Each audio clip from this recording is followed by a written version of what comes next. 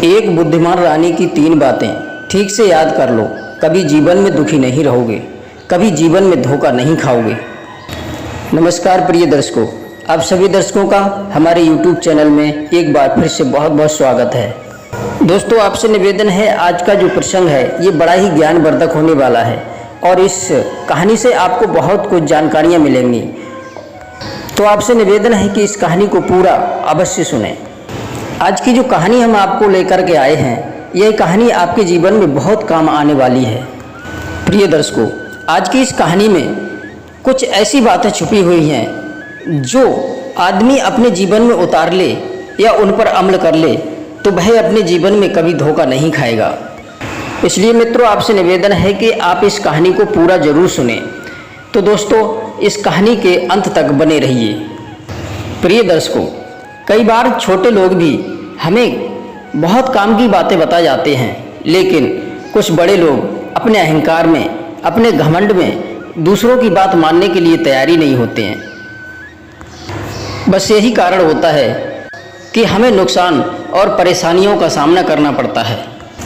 मित्रों, कहते हैं कि यदि कोई अपने से छोटा व्यक्ति भी अगर कोई समझदारी की बात कहता है तो हमें उसकी बात पर अमल करना चाहिए, हमें उसकी बात जरूर मानना चाहिए। जैसे कि अपनी पत्नी ही अगर कोई बुद्धिमानी की बात कह रही है तो हम अपने अभिमान को हटा करके उसकी बात को गौर से सुने और उसकी बात पर अमल करें, क्योंकि समय आने पर आपकी पत्नी भी आपकी एक अच्छी सलाहकार हो सकती है, क्योंकि वह आपकी एक हितैषी भी है। वो हमेशा आपको एक अच्छी सलाह देगी। कुछ व्यक्ति तो अपने अभिमान के वश में आकर अपनी पत्नियों की बात मानने के लिए तैयार नहीं होते हैं, उन्हें कोई घास नहीं डालते हैं। दोस्तों, ऐसे लोगों का जल्दी ही पतन हो जाता है। जिस प्रकार रावण ने अपनी पत्नी की कोई भी बात नहीं मानी थी, वह हमेशा अपने अहंकार में आकर के अपनी पत्नी मंदोदरी की बातें टाल देता था। बस रावण का यही एक कारण था उसके सर्वनाश होने का। इसलिए मित्रों, पत्नी की सलाह अवश्य मानना चाहिए। दोस्तों, पत्नी के लिए भोग की वस्तु या पैर की जूती कभी नहीं समझना चाहिए। यदि उसके द्वारा दी गई सलाह नीति अनुकूल है और अगर आपके हित में है तो एक बार उस पर विचार करके अवश्य देख लेना चाहिए। दोस्तों, आज की इस कहानी में कुछ इसी प्रकार की आपको मैं शिक्षा देने के लिए जा रहा हूँ। आपसे निवेदन है, कहानी को पूरा और ध्यान से जरूर सुनिएगा। और जो दर्शक हमारे चैनल पर पहली बार आए हैं, कृपया हमारे चैनल को सब्सक्राइब करके बेल आइकन ऑन करें, जिससे हर नई वीडियो का नोटिफिकेशन आपको मिलता रहे। तो दोस्तों, शुरू करते हैं आज की ये प्यारी सी कहानी। प्रिय दर्शकों, मगध देश का राजा, जिसका नाम दुर्जन था, वह अपने राज्य में बड़ा अच्छी तरीका से राज्य चला रहा था और राजा की पत्नी बड़ा ही सुविचारों वाली थी। रानी का नाम था ब्रह्मावती। ब्रह्मावती सुंदर होने के साथ साथ बहुत ही बुद्धिमान थी। वह रानी कभी कभी अपने राजा के लिए कोई ना कोई बीच कूच सुझाव देती रहती थी, परंतु राजा बहुत अहंकारी था। वह अपने अहंकार में आकर के रानी की कोई बात नहीं सुनता था, अपने आगे उसकी बात नहीं मानता था। राजा हमेशा अपने मंत्री पर आंखें मूंद करके विश्वास किया करता था। राजा मंत्री की हर सलाह को सही मानता था और मंत्री भी राजा की इसी बात का फायदा उठाना चाहता था। पर मंत्री राजा को अपने रास्ते से हटाकर स्वयं राजा बनना चाहता था। पर रानी के चलते हुए वह मंत्री अपने मकसद में कामयाब नहीं हो पा रहा था।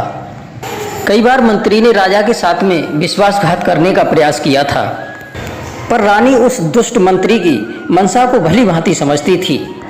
मगर राजा ने कभी इस बात को समझने का प्रयास नहीं किया था कि ये मंत्री हमारे साथ में विश्वासघात करना चाहता है, और ना ही राजा ने अपनी रानी की बातों को माना था। प्रिय दर्शकों, इसी प्रकार से धीरे धीरे समय गुजरता चला गया। एक दिन राजा साहब किसी कार्यवश दूसरे देश में जाना पड़ा, तो राजा साहब ने अपने राज्य की सारी जिम्मेदारी उस मंत्री को सौंप दी और स्वयं विदेश के लिए चले गए। काफ़ी समय के बाद जब राजा साहब विदेश से लौट कर के आए तो उन्होंने अपने खजाने में देखा कि बहुत सारा धन उस खजाने से गायब है। यह सब देखकर के राजा को बड़ा आश्चर्य हुआ कि इतने कम दिनों में ही इतना सारा धन खर्च हो गया। राजा ने सोचा कि इतना सारा धन कहाँ चला गया।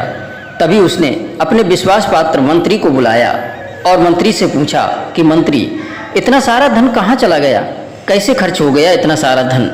तो मंत्री कहने लगा कि हे राजा साहब, जब आप विदेश के लिए गए थे तो हमारे पड़ोसी राजा को ये खबर चल चुका था कि पड़ोसी राजा देश छोड़ करके दूसरे देश में चला गया है, तो वह हम पर आक्रमण करने की योजना बना रहा था। बस इसी वजह से हमें नए सैनिकों की भर्ती करनी पड़ी थी, जिसके कारण ये इतना सारा धन खर्च हो गया। राजा वैसे भी अपने मंत्री पर आंखें मूंद करके विश्वास किया करता था। उसने अपने मंत्री पर विश्वास कर लिया कि हो सकता है हमारे मंत्री ने नए सैनिकों के लिए अस्त्र शस्त्र बनाने के लिए इतना सारा धन खर्च कर दिया हो। राजा ने फिर से एक बार सोच लिया कि कोई बात नहीं, मंत्री ने जो भी खर्च किया वो हमारे देश के लिए ही खर्च किया है और उस धन की कोई भी जांच पड़ताल नहीं की। यही सब बात देखते हुए रानी ब्रह्मावती राजा से कहने लगी कि राजा साहब, किसी पर हद से ज़्यादा विश्वास करना ये आपके लिए अच्छा नहीं होगा।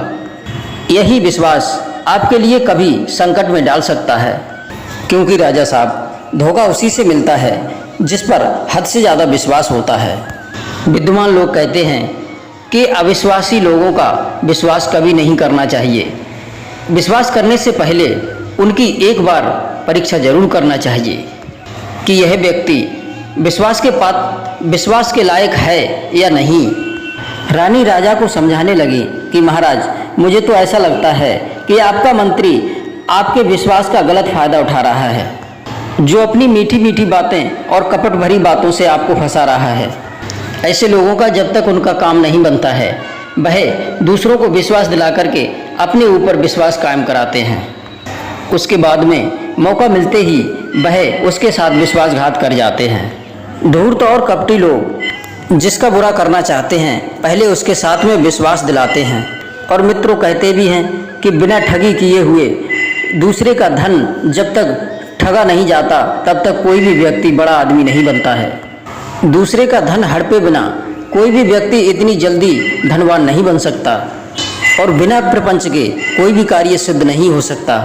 दोस्तों, कहते भी हैं, राजा सेवक स्त्री और पुत्र को कभी भी असावधान नहीं रहना चाहिए। दोस्तों, इस तरह की बातें रानी अपने राजा को बहुत समझाती है, लेकिन फिर भी राजा उस रानी की बातें मानने को तैयार नहीं होता है, और राजा उल्टा ही रानी को दोषी ठहराता है, उसको गलत समझता है।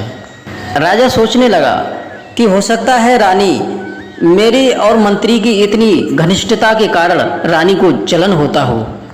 इस तरह की बातें सोच कर के राजा ने रानी की बातों पर कोई गौर नहीं किया, और राजा अपने मंत्री पर पहले की भांति आंखें मूंद कर विश्वास करता रहा। एक समय की बात है, राजा रात्रि में अपने राज्य में भ्रमण कर रहा था, तो राजा ने अपने मंत्री को रात्रि में देखा कि वह चोरी छुपे दूसरे राज्य से प्रवेश कर रहा है। दोस्तों, ये वही पड़ोसी राज्य था जो मंत्री पहले ही बता चुका था कि राजा के जाने के बाद हम पर चढ़ाई करने की तैयारी कर रहा था। जब राजा ने सोचा कि ये देश तो हमारा दुश्मन है, फिर ये हमारा मंत्री इस हमारे दुश्मन देश से लौट करके क्यों आ रहा है, इससे चोरी छुपे क्यों मिलने गया था। राजा ने मंत्री से पूछा कि हमारे दुश्मनी देश से इस तरह रात में चोरी छुपे मिलने का क्या प्रयोजन है, तुम इतनी रात्रि में हमारे दुश्मन देश से मिलकर के क्यों आ रहे हो, कहीं तुम हमें धोखा देने का प्रयास तो नहीं कर रहे हो। दुश्मनों के देश में तुम्हारा अकेले जाने का मतलब क्या है। तब राजा को देख करके मंत्री का चेहरा पसीने से लथपथ हो गया। फिर मंत्री थोड़ी गंभीरता से बोला कि हे राजन, आप मुझे गद्दार कह करके मेरी विश्वसनीयता को कलंकित ना करें। आपको तो पता ही है महाराज कि यह देश हम पर आक्रमण करने वाला है, इसलिए महाराज मैं यहाँ के राजा की जासूसी कर रहा हूँ कि कहीं यहाँ का राजा हमारे प्रति कोई षड्यंत्र तो नहीं रच रहा है। इसी कारण इस राज्य में मुझे चोरी छुपे रात्रि में जाना पड़ा। मैं सदैव ही अपने राज्य की चिंता को लेकर के सचेत रहता हूँ।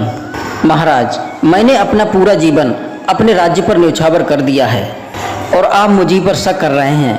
मैंने अब तक जो किया क्या वो सब बेकार हो गया। इतना सब कहकर के वह मंत्री फूट फूट कर राजा के सामने रोने लगा। राजा मंत्री से कहने लगा कि हे मंत्री, आप मुझे क्षमा कर दो, मैंने तुम्हारी वफादारी पर बिना वजह शक किया। हमें तुम्हारे जैसे देशभक्त और स्वामी भक्त का होना बहुत ही जरूरी है और हमें आपके जैसे व्यक्तियों की आवश्यकता है। पर आप अपनी जान जोखिम में डालकर के दूसरे देश में क्यों गए? यही काम तुमने हमारे गुप्तचरों को क्यों नहीं दिया? राजा की इस तरह की बातें सुनकर के मंत्री कहने लगा, महाराज, गुप्तचरों पर इस तरह से विश्वास नहीं किया जा सकता है। अपनी सुरक्षा व्यवस्था को देखते हुए स्वयं ही उसकी निगरानी करना चाहिए, स्वयं ही उसके बारे में सतर्क रहना चाहिए। जो व्यक्ति दूसरे पर निर्भर रहता है वह बिना मौत मारा जाता है। प्रिय दर्शकों, मंत्री की इस तरह की कपट भरी बातों को वह राजा नहीं समझ पाया। दोस्तों, इस तरह से राजा को अपने मंत्री पर और भी विश्वास बढ़ गया और राजा अपनी गुप्त बातें भी उस मंत्री को बता देता था। दोस्तों, एक दिन रानी ने फिर राजा को समझाया कि हे महाराज, जो व्यक्ति अपने कार्य में स्वयं तत्पर नहीं रहता है तो उसके सहायक भी उस काम में तत्पर नहीं रहते हैं, तो वे भी अपनी मनमानी करने लगते हैं। और जो व्यक्ति अपने कार्य में जागरूक और सजग रहता है तो उसके सहकर्मी भी उसके उस कार्य में सजग रहते हैं और उसे कभी भी आगे चलकर के पछताना नहीं पड़ता है। दूसरी बात, जो व्यक्ति बुद्धिमानों से दोष रखता हो और धोखेबाजों से खुश रहता है और अपने दुर्गुणों पर ध्यान नहीं देता है, तो इस प्रकार का व्यक्ति अपने विनाश का कारण स्वयं ही बन जाता है। प्रिय दर्शकों, इस तरह रानी के समझाने पर राजा की समझ में एक भी नहीं आया।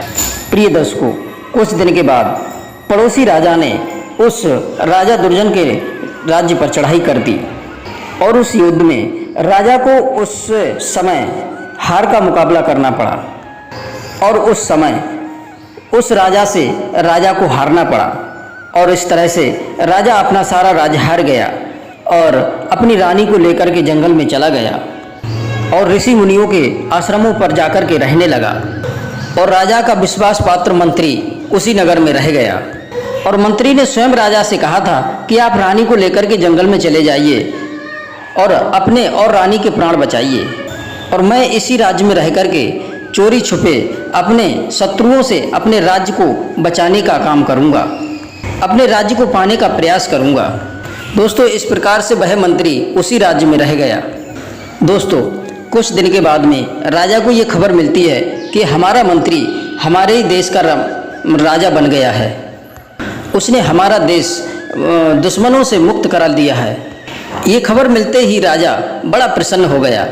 राजा सोचने लगा कि हमारे मंत्री ने हमारे दुश्मनों से हमारा राज्य वापस ले लिया।